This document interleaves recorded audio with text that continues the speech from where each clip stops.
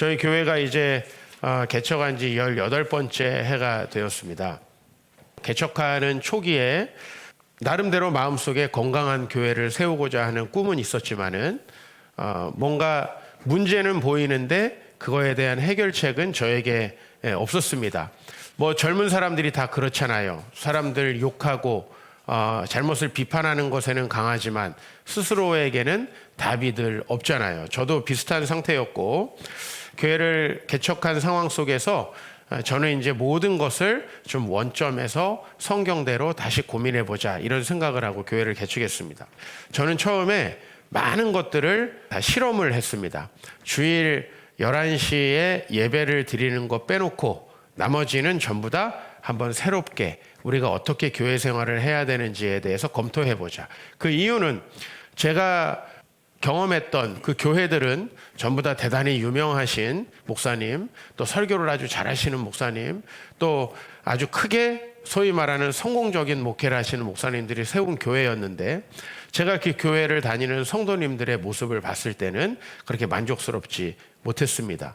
제가 교회를 세워서 저희 교회 성도님들이 비슷하게 나이가 들어간다면 별로 의미가 없겠다 이런 생각을 하고, 그렇다고 해서 제가 설교를 다른 분들보다 더 잘하고 더 대단한 사역을 할 수 있겠어요? 뭔가 근본적인 답이 필요하다는 생각을 하고, 저는 이제 모든 것을 좀 시험대 위에 올려놓자. 처음에 주일 예배를 빼놓고는 다양한 실험들을 했습니다. 저희 교회가 지금 심야 기도회를 하고 있는데 처음에 저희는 새벽 기도를 했었고요. 그리고 수요 예배를 저희는 지금 일반 예배와 비슷하게 드리고 있는데 한테는 큐티 나눔을 해보기도 하고, 주일 오후에 예배를 드린 다음에 주구장창 같이 밥 먹고 놀기도 했습니다. 근데 제가 가장 크게 스스로 희생한 것은 무엇이냐 하면, 저는 어렸을 때부터 가르치는 은사가 있다라는 이야기를 들었어요. 중학교 1학년 때 저희 선생님이 야 너는 나보다 더 잘 가르친다. 저는 아는 게 없어도 잘 말할 수 있는 은사가 있어요. 잘 몰라도 그걸 연결하는 그런 탁월하게 저에게 주신 은사 같아요. 선생님이 제가 전학 갈 때 굉장히 아쉬워하셨습니다. 왜냐면 아침 자율학습 시간에 제가 아이들한테 문제를 풀어줬는데 그거를 할 사람이 이제 없어지니까 제가 그러면서 깨달았습니다. 내가 다른 사람에게 뭔가 잘 전달하는 능력이 있구나.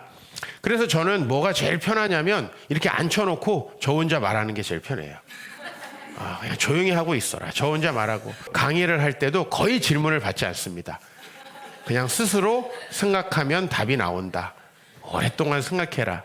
뭐 어쩔 수 없이 이제 얼마 전에는 제가 만든 프로그램이 아니라 이제 다른 교단에서 만든 프로그램에 제가 패널로 참석해가지고 질문을 엄청나게 많이 받았는데 저는 사실은 질문도 잘 안 받고 혼자 거의 저에게 주어진 시간 주구장창 이야기를 하는 사람이에요.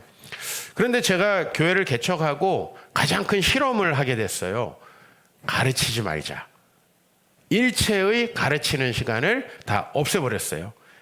그 정도로 제가 처음에 교회를 새롭게 디자인하는 것에 대해서 관심이 있었습니다. 그리고 이제 여러 교회들을 방문해보고 또 세미나를 갔습니다. 어떻게 하는 것이 좋은 교회를 세울 수 있는 아이디어일까? 저에게는 별로 아이디어가 없으니까. 그 중에서 이제 제가 소그룹을 어떻게 하는지에 대한 세미나에 참석을 하게 됐는데요.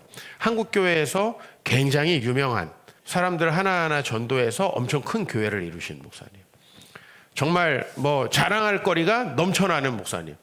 그런 목사님께서 이제 첫 번째 강의에 들어오셨습니다. 근데 얼마나 자랑할 게 많아요. 일반적으로 여러분들 자랑할 게 엄청 없어도 자랑하려고 되게 노력하잖아요. 우리 이 인간이라는 게. 근데 자랑할 게 엄청나게 많은 목사님이 오셔가지고 굉장히 부끄러운 이야기를 하면서 강의를 시작하셨습니다. 굳이 안 하셔도 되는 이야기, 오늘 옮기기가 좀 그렇습니다. 그 정도로 좀 민망한 이야기를 본인이 이렇게 하셨어요. 뭐 부부싸움 했던 이야기, 뭐 저처럼 뭐 아들한테 까인 이야기, 뭐 이런 정도가 아니라 굉장히 부끄러운 치부를 본인이 이야기를 하셨는데요. 그 이야기가 저에게는 이제 굉장히 충격적으로 남았고, 뭔가 이렇게 모든 성도들이 껍데기를 벗어야 되는 거구나. 우리가 교회라는 것이 전부 다 예의를 갖추고 어느 정도 자기 이미지를 고려하면서 정돈된 이야기, 다른 사람들에게 자기 이미지를 세워갈 수 있는 이야기를 하면서 이렇게 예의를 갖추고 있는 동안에 교회가 망가졌구나. 저분이 저렇게 이야기를 하는데 저는 그분이 이상한 목사님이라는 생각이 드는 게 아니라 오히려 굉장히 훌륭한 목사님이라는 생각이 들었고, 저희 교회가 지금 하고 있는 소그룹의 그 하나의 이야기가 엄청나게 큰 영향을 미쳤습니다. 저도 뭐 흠이 많고 뭐 감출 수도 없는 사람인데 그 이야기들을 서로 공감하면서 여러분이 다 가지고 있는 그 마음속의 이야기와 죄들을 이야기하고 우리가 그 이야기들을 통해서 뭔가 미래의 새로운 변화와 이 공동체의 뭔가 다름을 만들어 보자, 그런 생각을 했습니다.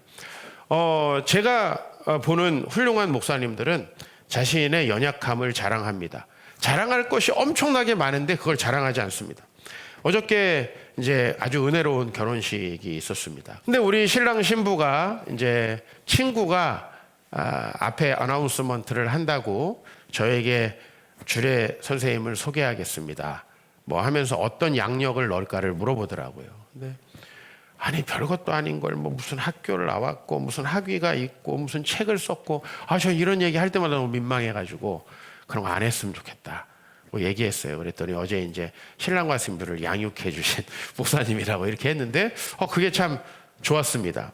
사실 우리는 막 별것도 아닌 걸 자랑하고 싶고 막 높여주고 싶잖아요. 사실 또 안 그렇게 하면 별거 아닌 사람인 것처럼, 그죠? 교수님을 선생님이라고 했다고 승질낸 어떤 사람처럼 우리 그런 정도의 수준의 사람이란 말이에요. 그런데 정말 예수님을 믿는 사람들은 자기가 무엇을 자랑하는가에 대해서 생각해 봐야 되고, 사실 우리가 자랑을 한다라는 건 기독교인답지 못합니다. 기독교인은 십자가를 바라보고 믿음 생활을 시작하는데, 십자가가 뭡니까? 우리 모두가 죽어서 반드시 지옥 갈 사람이고 결혼하면 그 가정은 반드시 지옥이 될 수밖에 없다라는 것이 바로 이 십자가가 보여주는 것입니다. 저는 그래서 뭐 이제 한간에 제가 십자가의 진리를 깨닫고 나서 나가면 목사님들한테 목사님은 비기독교적으로 생겼다 이렇게 제가 얘기를 해요. 왜? 너무 착하게 생겼어요. 속을 것 같아요. 너무 선하게 생겼어요. 속은 죄인인 거 성경이 다 이야기를 하는데 너무 착하게 생긴 건 비기독교적이다. 생기려면 나처럼 생겨야 된다. 흉악한 얼굴, 죄인과 괴수 같은 얼굴. 네. 그게 기독교적인 거예요. 나는 죄인입니다.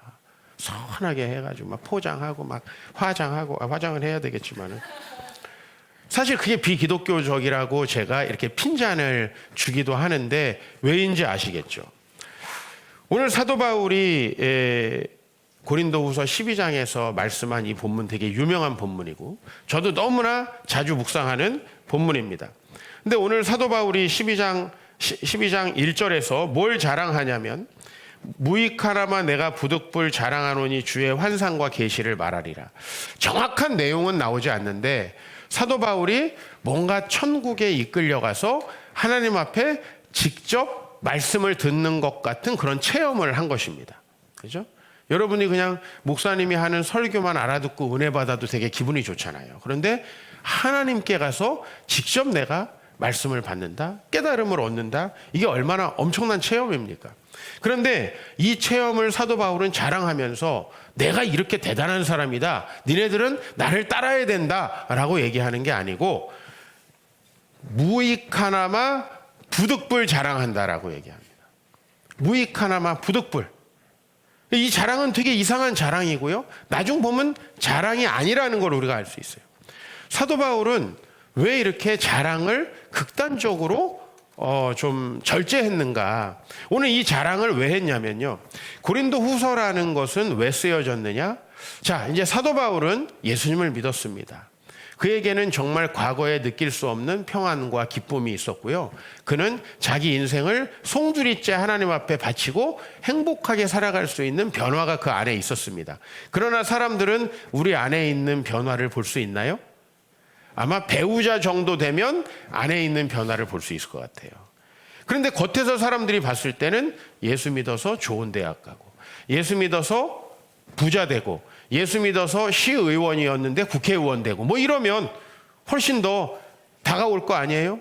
그런데 예수를 믿고 사도 바울은 어떻게 됐냐면 엄청난 핍박을 받습니다. 오늘 1장으로 돌아가서 8절을 읽어보면은 형제들아 하면서 고린도 교회 분들에게 자기가 당한 이야기를 하는데, 우리가 아시아에서 당한 환난을 너희가 모르기를 원하지 아니하노니 힘에 겹도록 심한 고난을 당하여 살 소망까지 끊어지고. 사도 바울이 평소에 엄살을 한 사람이면 이 정도 아닙니다. 그죠? 맨날 울던 애가 또 울면 양치기 소년 됩니다. 그런데 사도 바울은요, 그런 사람이 아니죠. 근데 이 사람이 힘에 겹도록 심한 고난을 당해서 살 소망까지 끊어졌다. 예수님을 믿고 큰 박해를 받았던 경험을 이야기합니다. 그런데 이것이 굉장히 복음적으로 부작용이 일어나는 거예요. 뭐냐면, 아니 예수님을 믿고 저렇게 된다면 저 사람이 예수 믿고 복 받는다는 그 복음이, 십자가를 자랑한다는 게 도대체 무슨 의미가 있느냐라는 거죠. 그가 전한 복음은 가짜 아니냐? 예? 아니 예수 믿고 행복하다고 했는데 그는 질병에 또 지금 현재는 시달리고 있습니다. 왜 하나님이 저 사람 자기 병도 안 고쳐주냐? 실제로 사도 바울은 많은 사람의 병을 기도로 고쳐줬거든요. 근데 정작 자기는 병을 고쳐주지 않은 상황 속에 지금 있습니다. 아니 예수님을 믿으면 잘 될 수 있어? 여러분이 어떤 신앙을 권면할 때 장점이 있어야 되잖아요. 예수님 믿으면 잘 돼야 되잖아요. 그런데 그게 없어 보이는 거예요. 없어 보이니까 사도 바울이 부득불 내가 얼마나 하나님의 은혜를 받았는가를 자랑하고 있는 거죠. 무엇을 위해서 자랑합니까? 주의 복음을 변증하기 위해서 자랑하고 있는 거예요. 그래서 무익하나마 부득불 자랑하고요. 오늘 말씀 12장 7절에 내가 왜 지금 질병 속에 있느냐?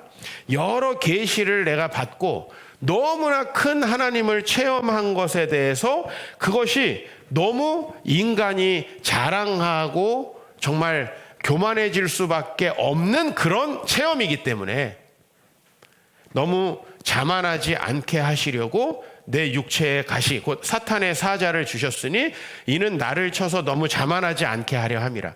내가 예수님을 믿고 고생하고 있는 게 아니라 너무 큰 은혜를 누리기 때문에 나를 자만하지 않게 하시려고 지금 이런 고난을 나에게 주셨다는 거예요. 그러니까 결국 자랑을 하고 있는데 내가 이런 체험이 있고 당신들보다 이런 대단한 능력을 가지고 있으니까 나를 따르라가 아니고, 그런 사람 대부분 사기꾼으로 판명이 나는 거죠. 대부분의 이단들이 그렇게 가는 거죠. 그런데 사도 바울은 나중에 자신의 약한 것을 자랑하고 있어요. 12장 9절로 가면 도리어 크게 기뻐함으로 나의 여러 약한 것들에 대하여 자랑하리니 이는 그리스도의 능력이 내게 머물게 하려 함이라. 사도 바울은 알고 있는 거예요.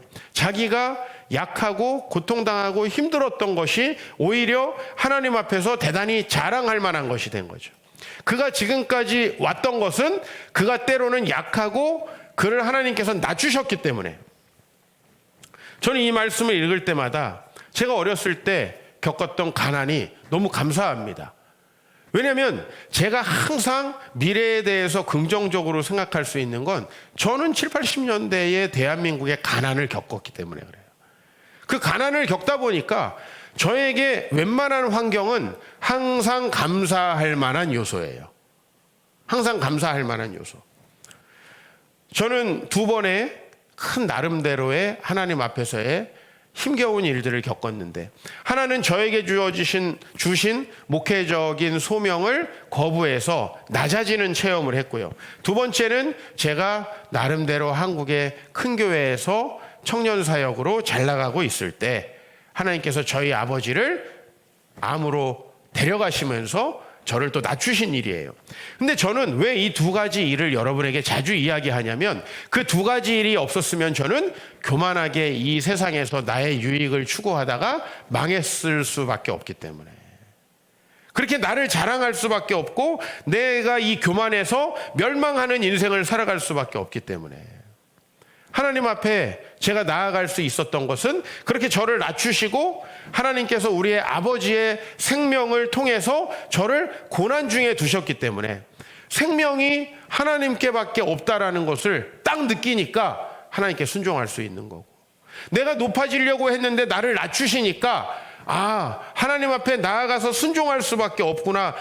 제가 이렇게 변화될 수 있게끔 만들어주신 것은 바로 저의 가난과 낮아짐과 아버지의 죽음이라고 하는 아주 고통스러운 사건.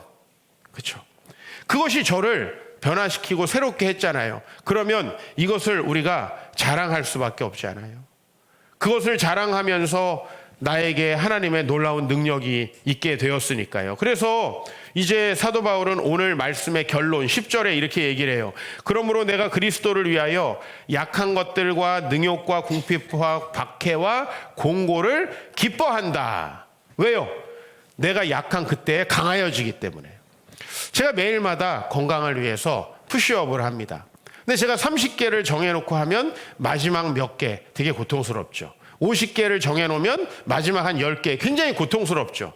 근데 그때마다 죽고 싶다. 왜 이렇게 고통스럽나? 이런 생각이 듭니까? 되게 힘들지만 내가 강해질 것 같은 약간 묘한 익사이트먼트가 우리에게 있잖아요. 네? 주일마다 제가 축구를 하는데 정말 저는 열심히 집중해서 축구를 합니다. 숨이 차고 주일 저녁이 되면 근육통이 찾아옵니다. 근데 왜 제가 그것을 열심히 하겠습니까? 이 힘든 걸 만약에 누가 저에게 노가다로 시키면 절대 안 할 거예요. 그런데 제가 그걸 통해서 건강이 유지될 수 있고 여전히 좀 활력을 느낄 수 있고 저는 그 시간에 많은 쉼을 얻습니다. 왜 쉼을 얻냐면 제가 일주일에 유일하게 목회를 생각 안 하는 시간인 것 같아요. 너무 생각 안 해서 문제인 것 같기도 하고. 네. 근데 제가 그 시간을 왜 힘들지만 열심히 하는가? 묘한 익사이트먼트가 있죠. 저에게 고통스러운 삶이 찾아오고 하나님이 저를 낮추실 때 저는 되게 비슷한 흥분됨이 있습니다. 내가 이렇게 낮아져서 죽겠구나가 아니라 나를 이렇게 낮추시면 하나님께서 그때 나를 다시 높이시겠구나. 저는 사도 바울이 왜 능욕과 궁핍과 박해와 공고를 기뻐하는가? 이건 정상적인 감정 상태가 아니죠. 그런데 하나님 때문에 힘들고 하나님 때문에 어려울 때는 묘한 그 희망이 마음속에 생긴단 말이에요. 내가 이것 때문에 낮아져서 기쁘겠구나. 어제 우리 교회 한 청년의 어머니하고 좀 통화를 했습니다. 우리 여기 지금 나와 있는 청년 중에 한 명인데 요즘 좀 어려움을 겪고 있습니다. 그래서 엄마가 걱정이 많으시고 굉장히 자신이 자식을 잘못 키우지 않았나 하는 그런 자괴감에도 빠져 계십니다. 근데 저는 그렇게 생각이 들지 않았습니다. 이렇게 큰 어려움과 감당할 수 없는 시험이 왔을 때는 반드시 엄청난 영적인 유익이 있다는 걸 저는 알기 때문에 묘한 흥분을 저는 느꼈습니다. 뭔가 하나님께서 이번에 큰일을 하시겠다. 이 사람을 평생에 괴롭히던 어마어마한 고통이 송두리째 사라지겠다. 여러분, 우리가 이 암덩어리가 있어요. 수술하면 아프죠. 그렇죠? 엄청 아픕니다. 저도 수술해보니까 아프더라고요, 진짜. 무통주사를 막 눌러도 계속 아프더라고요. 여러분, 무통주사를 막 누르면요, 머리가 아프거든요. 저는 그게 되게 싫어가지고 가급적이면 통증을 그냥 참는 편이에요. 근데 무통주사를 계속 누를 수밖에 없는 그 아픔이 있더라고요, 수술을 하니까. 그런데 왜 우리가 그 수술을 기꺼이 돈 주고 사망 동의서까지 쓰면서 합니까? 그 고통이 끝나면 되게 좋은 치료가 될 거라는 생각을 하기 때문이죠. 제가 여러분들이 여러 가지 어려움과 환난 속에 처하게 될 때 쌤통이다, 그런 생각을 하는 게 절대 아닙니다. 올 게 왔구나, 그런 생각을 하는 게 아니고 이제야말로 하나님께 순종하겠구나. 진짜 인색하고 돈밖에 모르던 사람이 뱅크럽시가 되면요, 이제는 하나님 앞에 나오겠구나. 에? 무슨 핑계만 있으면 교회 안 나오던 분이 정말 이제 죽을 병에 걸렸다. 이제는 하나님께밖에 나올 수 없구나. 하나님이 이 병을 고쳐주시면 저 사람은 과거의 불신앙과 병이 같이 해결되겠구나라는 생각이에요. 그래서 저는 묘한 긴장이 있어요. 제가 어제 그 어머니께 말씀드렸어요. 저는 그렇게 비관적이지 않습니다. 저는 이상하게 뭔가 되게 좋은 일이 일어날 것 같습니다. 꼭 기도해 주시면 좋겠습니다. 그렇게 좀 이거 정말 위로를 드린 게 아니에요. 제 진심을 이야기를 했습니다. 여러분, 우리가 다 알고 있잖아요. 십자가에 내가 죽으면 더 잘 될 수 있다. 더 큰 능력이 나에게 생긴다. 그렇죠? 그러니까 십자가에 죽는 건 대단히 고통스러운 일이에요. 마치 내 자신을 돈 주고 수술대에다가 맡기고 항암 치료까지 하는 것과 비슷해요. 그런데 왜 그걸 우리는 기꺼이 하죠? 더 나은 삶을 위해서 하는 거 아니겠어요? 더 나은 삶을 위해서. 그래서 사도 바울은 나중에 갈라디아서에 보면은 이렇게 얘기를 해요. 그러나 내게는 우리 주 예수 그리스도의 십자가 외에 결코 자랑할 것이 없으니. 성숙한 그리스도인, 정말 하나님의 은혜를 풍성히 체험한 목사님들을 보면 다 비슷한 점이 있어요. 십자가를 자랑해요. 그리고 자기의 굳이 문제를 감추려고 하지 않아요. 오히려 어설픈 그리스도인, 되도 않는 그리스도인들 소그룹 시간에 뭐라 그러냐면 우리 목사님이 좀 따뜻하게 설교해 줬으면 좋겠다. 맨날 저를 바꾸시려고 그래요. 저 바뀌기 되게 어려워요. 이게 사역을 이제 너무 오래 해가지고. 예, 제가 바뀌면 아마 타락한 걸 가능성이 많아요. 정말 제 자신을 바꾸려고 하는 분들이 아직도 계시는데 여러분, 제가 여러분들을 왜 괴롭히겠습니까? 괴롭힐 만한 이유가 없잖아요. 운명 공동체인데 여러분들이 하나님 앞에서 변화되고 더 나아진 삶으로 가야지만 우리 나중에 행복해질 수 있잖아요. 변화되지 않는 그 삶을 인정하고 그냥 가는 순간 그것은 우리의 미래가 더 어두워진다는 것이죠. 그래서 사도 바울은 십자가를 자랑해요. 왜 자랑하죠? 십자가는 우리가 얼마나 죄인이고 우리가 얼마나 부족한 사람이라는 걸 이야기하는 것인데 십자가를 왜 자랑하죠? 그 십자가에는 나를 정죄하는 것만 들어있는 게 아니라 나를 변화시키는 것도 들어있기 때문에. 왜 우리가 운동의 그 힘겨움을 돈 내고까지 PT를 합니까? 그 힘겨운 운동을 저 사람이 나한테 시켜주면서, 그렇죠? 고통스럽게 하면서 돈도 받잖아. 자세 똑바로 하세요. 자세 똑바로, 허리 피세요. 하면서 이렇게 얘기하잖아요. 옆에서. 나도 딱 한 번 PT를 받아봤어요. 정주호 코치한테. 공짜로 해줘가지고 한 번 받았는데 죽는 줄 알았어요. 40분 하고. 이건 내가 축구 2시간 한 거하고는 비교도 안 되더라고. 내가 그 다음 주에 축도를 이렇게밖에 못했어요. 손이 안 올라가더라고. 날 반 죽여놓더라고. 근데 왜 그 한 번 봤는데 되게 비싸요. 그래서 제가 못해요. 근데 왜 그거를 돈 주고 합니까? 왜요? 내가 그렇게 고통스러워야만 내 육체가 건강해질 수 있기 때문이죠. 그래서 나중에 사도 바울은 자기의 가장 큰 아킬레스건도 아낌없이 고백합니다. 나는 사도 중에 가장 작은 자라.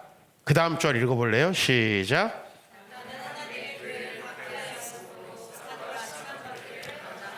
사도 바울이 가장 감추고 싶은 사건이 뭘까요? 예?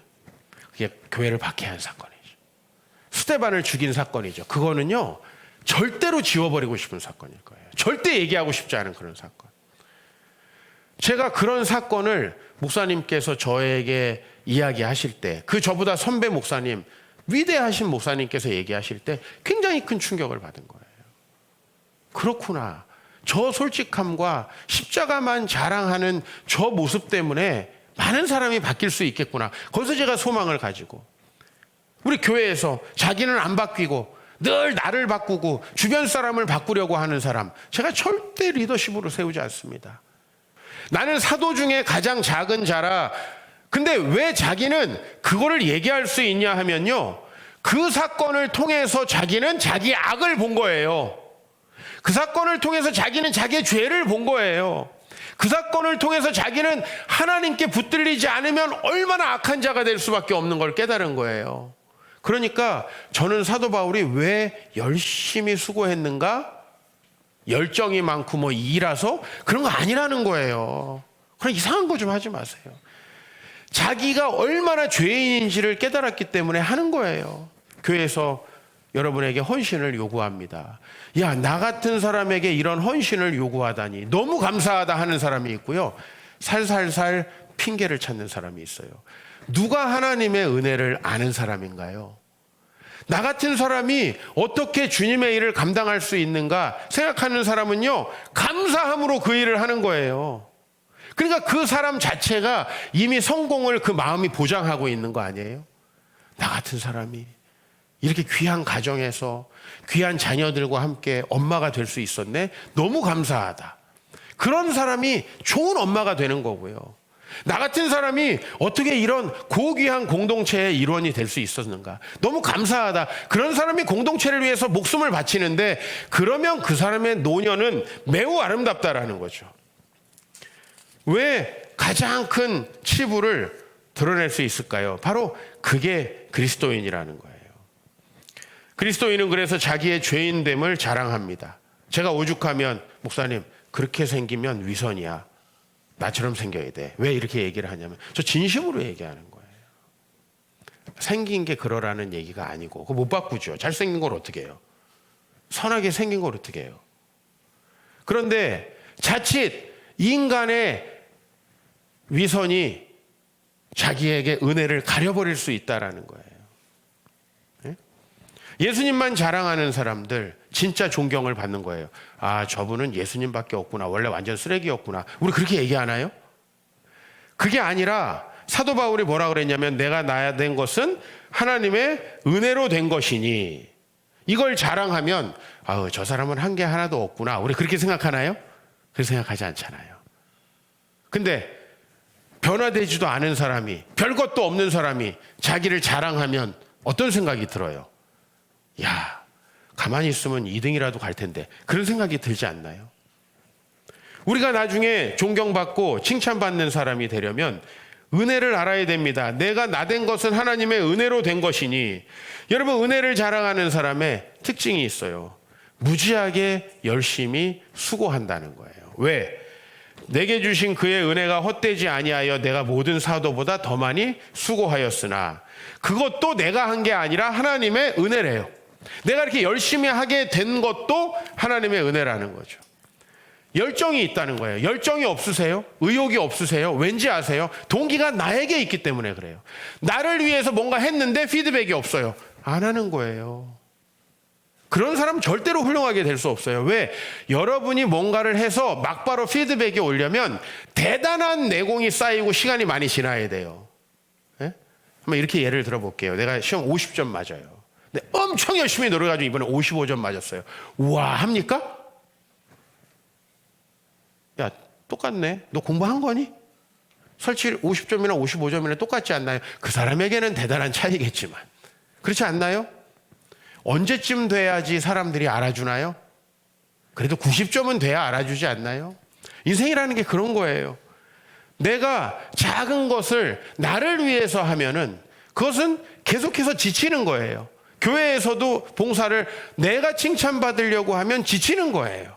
그런데 하나님의 은혜가 있으니까 열심히 하다 보면 누군가는 반드시 그 사실을 알게 되더라고요.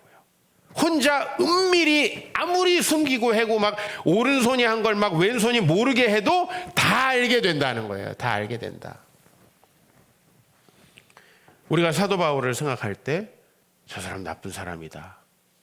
저 사람은 학벌 출신으로 성공한 사람이다. 그렇게 생각합니까? 전혀 그렇게 생각하지 않잖아요. 그가 아무리 자기를 낮추고 자기를 죄인 중에 괴수라고 얘기해도 우리는 그를 그렇게 생각하지 않잖아요. 제가 그 목사님을 그렇게 생각하지 않는 것처럼. 오히려 너무 겸손하고 고개가 숙여지는 거죠. 왜? 그분처럼 큰 교회를 만들 수는 있어도 큰 교회를 만들고 타락하지 않고 겸손하게 그건 되게 어려운 일이잖아요. 자신을 자랑하는 사람, 자기의 장점을 막 드러내려는 사람의 특징이 뭡니까? 다른 사람 비판하는 거예요. 여러분들이 스스로를 잘 생각해 보시면 돼요. 남편 왜 비판해요? 내가 더 좋은 아내가 라는 이야기를 하려고 그래요. 왜 주변 다른 사람 비판해요? 내가 좀 더 훌륭한 성도라고 생각하려고. 그런데 그 얘기를 들으면 진짜 그 아내가 훌륭해 보이는 줄 아세요? 그렇지 않다는 거예요. 왜 자기 거는 보지 못하는가? 이런 생각이 든다라는 거죠. 오늘 우리가 또 한 명 좀 본문 속에 보고 싶은 사람은 마태라는 사람인데, 마태 아세요? 예수님의 제자이고 전직 세리였던 사람이에요. 그런데 마태라는 이름으로 자기가 세리였다라고 강력하게 주장하는 건 마태복음에 나와요. 원래는 우리 같으면 어떻게 돼요? 마태복음에서는 자기를 포장하고, 그죠? 그 다음에 마가가 마태는 세리였다, 진짜 나쁜 놈이었다, 이렇게 얘기하고, 요한이 그 쓰레기 같은 게 나랑 같이 제자 돼가지고 돈급으로 논다, 뭐 이렇게 얘기해야 정상 아니에요? 그러니까 마태가 저 어디서 고기 잡던 놈이, 이래야 정상 아니에요 이게? 근데 여러분 마태복음 9절을 한번 읽어보자고요. 예수께서 그곳을 떠나 지나가시다가 마태라 하는 사람이 세관에 앉아있는 것을 보시고, 이거 사실 자기 얘기를 하는 거거든요. 마태가 마태 얘기를, 이르시되 나를 따르라 하시니 일어나 따르니라. 여러분 우리는 세리라는 말을 너무 많이 들어가지고 세리라는 말이 어떤 의미인지 좀 그 의미를 많이 간과해요. 이 사람은 어떤 말이냐면, 지금 우리로 말하면 친일파 도둑놈이라는 거예요. 예? 엄청 나쁜 짓을 해가지고 돈을 번 돈밖에 모르는 놈이란 뜻이에요. 근데 이걸 여성으로 비유해 보면 뭐냐면요, 세리하고 항상 같이 쓰이는 말이 창녀예요. 남자는 세리, 여자는 창녀. 이게 제일 밑바닥 인생의 대명사예요. 그러니까 여성분들이 나는 수많은 남자와 동거하던 쓰레기였다, 이렇게 고백하는 거나 똑같아요. 여러분 그 얘기 하는 순간 어떻게 되겠어요? 그 얘기를 하는 순간 이거 감춰야 되지 않나요? 사도 바울은 아까 뭔 얘기했어요? 나는 스데반 죽이고 교회를 엄청 핍박했던 그 사람이다. 이거 정말 감춰야 되는 거 아닙니까? 근데 그 얘기를 누가 하냐면 자기가 해요. 다른 사람은 무슨 베드로 전서에 사도 바울은 나쁜 놈이었는데 어디 예수님과 직접 만나보지도 않고 3년간 다니지도 않으면서 지가 제자라고 한다, 이런 얘기 전혀 없다는 거예요. 자기가 한다는 거예요. 자기가. 여러분 생각해 보세요. 그 얘기를 자기가 할 때 이게 얼마나 큰 은혜고, 그걸 했기 때문에 자기가 발전하고 성장한다는 거죠. 우린 그걸 누가 하죠? 남이 하는 거예요. 남이. 그죠? 남이 자기를 지적하는 거예요. 그러니까 이게 얼마나 수준이 다른가. 근데 그런 자신을 긍정적으로 드러내지 않아요. 마태복음에는 단 하나도 마태에 대한 긍정적인 기사가 없어요. 단 하나도. 마태가 여러분들보다 훨씬 위대한 사람 아니에요? 유대인 공동체를 이끌었던 지도자 아니에요? 근데 마태가 스스로 잘한 얘기는 마태복음에 단 하나도 없어요. 근데 우리가 마태를 이상한 사람이라고 보나요? 마태는 세리네, 진짜 나쁜 놈이네, 이거 친일파, 네, 이렇게 생각하나요? 아니잖아요. 그렇죠? 우리 마태를 위대한 지도자로 생각하죠. 사도 바울 막 수대면, 야, 뭐 이런 놈이 이거 교회 지도자가 됐어, 그렇게 생각하나요? 전혀 그렇지 않다는 거예요. 그럼 마태는 뭘 자랑하냐? 10절 말씀 보세요. 10절. 예수님께서 마태의 집에 앉아 음식을 잡수셨을 때라고 얘기해요. 근데 이거는 어마어마한 거예요. 우리가 누구와 밥을 먹어준다는 건 굉장히 그 사람과 동급이라는 이야기를 하죠. 그래서 무슨 워런 버핏이라는 사람 자기랑 점심 식사 돈 엄청 받고 해주죠. 예수님은 하늘에서 오신 분이에요. 하늘에서 오신 분이 마태는 뭘 자랑하고 있냐면 자기 같은 천하의 더럽고 지저분한 인간을 예수님이 와주셨다고 자랑하는 거예요. 우리 무슨 대학 시험 하나 붙은 거, 무슨 공무원 시험 하나 붙은 거, 뭐 조금 연봉 높은 거, 이거 자랑하잖아요. 얼마나 스스로가 낮아지는 모습입니까? 마태는 예수님을 자랑한다고 하는 거예요. 내가 얼마나 나쁜 사람이었는데. 우리 교회의 최고 강점이 뭐냐면 우리 성도님들이 정말 소그룹 할 때 내가 얼마나 나쁜 사람인가를 배틀한다는 거예요. 또 대부분 맞고 또 맞아. 자신의 약함을 자랑한다는 거예요. 저도 제 설교를 많은 목사님들이 들어요. 그래, 이런 질문을 종종 받아요. 목사님 그런 얘기까지 하시는데 목회가 되냐고. 뭐 아직 되니까 하겠죠. 목사님들이 걱정하세요. 예? 우리 전에 있던 정청 전도사가 뭐라 그러냐면, 목사님 옆에서 보니까 나름 가정적이신데 왜 이렇게 자기를 셀프로 디스하냐고, 왜 말로 까먹으시냐고. 근데 저는 제가 까먹는다고 생각 안 해요. 여러분은 저를 저의 본질보다 훨씬 좋게 보세요. 제 본질은 더 악하거든요. 우리 재현이가 얘기한 것보다 좀 더 악해요. 그게 저예요. 뭐 그거 감출 수 있나요? 그게 저입니다. 저희 어머니도 제가 저 얘기하는 거 엄청 불편해 하셨어요. 그래서 내가 어머니 교회 떠나실래요? 저 이런 사람이에요. 어머니 저는 다 제 생각이 있어서 목회를 하는 거니까 은혜 받고 조용히 다니세요. 진짜 싸가지 없죠. 그렇죠? 제가 그만큼 강력하게 이것이 중요하다는 얘기를 하는 거예요. 우리 전통적으로 목회하셨던 어머니는 제가 혹시 성도들에게 책 잡힐까 봐 걱정하시는 거예요. 근데 저는 같이 더불어서 고백하자는 거예요. 제가 감추고 저를 자랑하면 여러분 어떤 사람이 되겠어요? 똑같은 사람 되지 않겠어요? 저를 넘어설 수 있겠어요? 저는 저를 자랑하는데 여러분은 저는 정말 우리 목사님 너무 훌륭하신데 저는 진짜 쓰레기입니다, 이렇게 하시겠어요?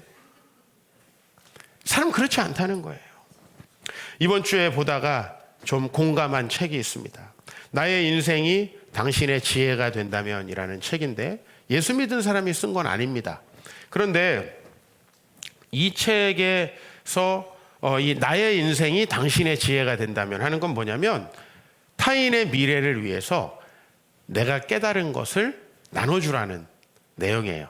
타인의 미래를 위해서 내가 깨달은 것. 그런데 이제 이 사람은 자기 이야기만 하고 있는 게 아니라 많은 사람과 인터뷰를 해서 이 책을 쓰고 있어요. 그런데 이 사람이 다른 사람에게 이제 질문을 하는 거죠. 이런저런 인생에 대해서. 첫 번째 이 사람이 다루는 주제는 뭐냐면, 당신이 가장 후회하는 것은 무엇인가? 이런 질문이에요. 뭐 어떤 분들은 어차피 산 거 뭘 후회하면 뭐 합니까? 그러는데 반성은 해야죠. 그죠? 내가 뭐 이렇게 살았는데 뭐 어쩌라고. 이거 너무 배째라는 태도죠. 근데 뭘 가장 후회한다라고 이렇게 사람들이 고백했냐면, 이 책에서 할 수 있었는데 하지 못하고 주저하고 두려워해가지고 그냥 지나간 걸 두려워하는 거예요. 한 걸 두려워하는 사람은 별로 없다는 거예요. 하지 못하고 왜 할 수 있었는데 난 못했을까? 왜 두려워하고 주저했을까? 이걸 되게 두려워했대요. 근데 저는 이 부분을 읽다가 좀 상관없는 저의 후회가 하나 생기더라고요. 내 과거에 대해서 제가 가장 후회한 것은, 나는 사람에게 관심이 많고 어렸을 때부터 다른 사람들을 바꾸고 싶었어요. 다른 사람을 내 쾌락의 도구로 사용하기보다는, 내 즐거움에, 내 심심함의 도구로 사용하기보다는 다른 사람이 어떻게 더 나은 삶을 살까, 이거에 전 관심이 많았어요. 근데 그러다 보니까 그 마음만 있었지 지혜가 없었던 거예요. 너무 지혜롭지 못하게 화내고 짜증내고, 뭐 동생들, 가족들 가장 큰 피해자가 되겠죠. 우리 재현이가 저를 그렇게 얘기하는 것도 비슷한 맥락이에요. 주님을 만나고, 그런데 제가 저의 죄를 깨닫고 좀 관대해지고 있어요. 또 다른 하나, 제가 그렇게 짜증내고 화나면 더 안 바뀐다는 사실을 알게 됐어요. 더 안 바뀐다. 그 후에 필요 없는 짓을 나는 왜 하고 있는가? 나를 괴롭히고 타인을 괴롭히면서, 이게 굉장히 저에게는 후회가 되는 지점이었어요. 그러면서 정말 더 관대해지자. 개인적으로 저를 찾아와 보십시오. 생각보다 관대해져 있습니다. 설교 시간에는 크게 바뀔 생각이 없어요. 제가 진실을 말해야 된다고 생각하니까.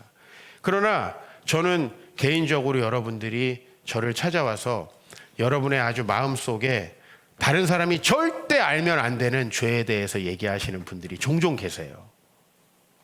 저는 단 한 번도 정죄한 적이 없어요. 왜? 나는 더한 죄인이거든요. 설교 시간에 나도 죄인이니까 같이 죄 짓자 이럴 수는 없잖아요. 그렇죠? 죄는 죄잖아요. 그러나 제가 관대해짐을 느끼고 있어요. 왜? 후회해서 온 거예요. 나의 약함, 나의 과거의 문제들을 깨달을수록 제가 좀 더 나은 사람이 되어져 간다라는 것을 많이 깨닫는 거예요. 여러분, 오늘 우리가 바울과 마태에 대해서 이야기했어요. 참 치명적인 과거, 그죠? 감추고 싶은 과거가 있었는데 그들이 그것을 스스로 고백합니다. 오늘 본문 고린도후서, 갈라디아서 제가 인용했던 본문 다 바울이 쓴 책이고 마태복음 마태가 쓴 책입니다. 왜 그들은 거기에서 자기의 흉어물을 자랑했을까? 그것이 자기를 변화시키는 키이기 때문에 그렇죠. 자신의 약함을 자랑하는 자에게는 은혜가 더하고요. 열정적으로 공동체를 섬깁니다. 그런데 그것 때문에 존경받게 되죠. 잠언 27장에 오늘 말씀의 중요한 교훈을 좀 결론 짓고 있습니다. 타인이 너를 칭찬하게 하고 내 입으로는 하지 말며 외인이 너를 칭찬하게 하고 내 입술로는 하지 말지니라. 우리 참 자기에게 선물 주고 싶고 자기를 칭찬하고 싶잖아요. 그게 우리잖아요. 근데 그거 십자가 앞에서 다 벗어내지 못하면 세상에서 여러분 칭찬하는 사람은 여러분밖에 없고 세상에서 여러분 선물 주는 사람은 여러분밖에 없는 거예요. 심지어는 남편도 선물 주기 싫은 거예요. 그런 사람이 될 수밖에 없는 거예요. 오늘 우리 사랑하는 성도님들, 자랑하려면 예수님을 자랑하십시다. 십자가를 자랑하십시다. 그리고 여러분이 무엇을 현재 자랑하고 있는지 소그룹 시간에 한번 점검해 보시면 좋겠습니다. 그래서 정말 여러분들이 무엇을 자랑하는지가 드러나고 그래서 우리가 변화될 수 있다면 여러분 정말 여러분이 원하는 삶 그 이상의 놀라운 하나님의 나라를 누릴 수 있게 될 것입니다. 우리 기도하겠습니다.